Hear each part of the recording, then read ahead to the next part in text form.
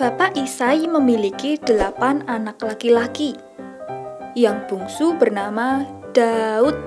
Sehari-hari Daud ini menggembalakan domba-dombanya di ladang. Sementara itu beberapa saudara laki-lakinya pergi mempersiapkan diri sebagai pasukan perang untuk melawan pasukan Filistin. Nah, pasukan Filistin ini adalah salah satu pasukan yang hebat yang harus dilawan dan dikalahkan oleh pasukan Israel. Suatu hari, Bapak Isai menyuruh Daud untuk mengantarkan makanan kepada kakak-kakaknya di lembah Tarbantim. Ketika Daud sampai di tempat itu, ia melihat ada seorang pria Filistin yang tingginya lebih dari 9 kaki atau kira-kira 2,9 meter. Pria itu mengenakan baju perang dari besi dan membawa senjata-senjata yang besar. Pria itu adalah Goliat. Goliat ini menantang pasukan Israel untuk bertarung melawannya. Namun, pasukan Israel tidak ada satupun yang berani maju untuk melawan Goliat.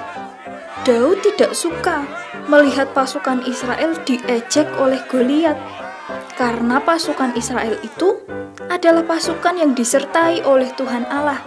Lalu Daud berkata kepada raja, "Raja, aku akan berperang melawan Goliat itu." Raja melihat Daud yang masih terlalu kecil untuk melawan Goliat. Tetapi Daud yakin bahwa Tuhan Allah akan menolongnya untuk mengalahkan Goliat. "Tuhan akan menolongku. Ia yang akan menyelamatkan aku dari Goliat dan dari tangan orang-orang Filistin." Lalu raja memberikan baju dan perlengkapan perang kepada Daud. Tetapi baju perang yang diberikan oleh raja itu terlalu besar untuk Daud pakai.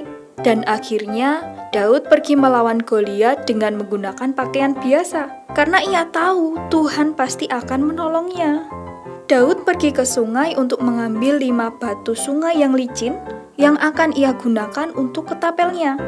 Ketika Daud maju untuk berperang, pasukan Filistin menertawakannya karena Daud memang terlalu kecil.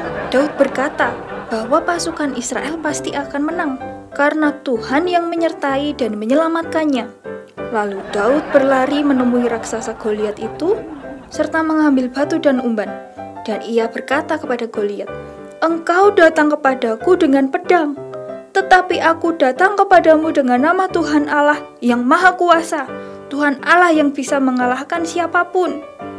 Kemudian Daud melemparkan batu itu dan mengenai dahi raksasa Goliat. Akhirnya dengan pertolongan Tuhan, raksasa Goliat itu terjatuh dan Daud berhasil mengalahkannya.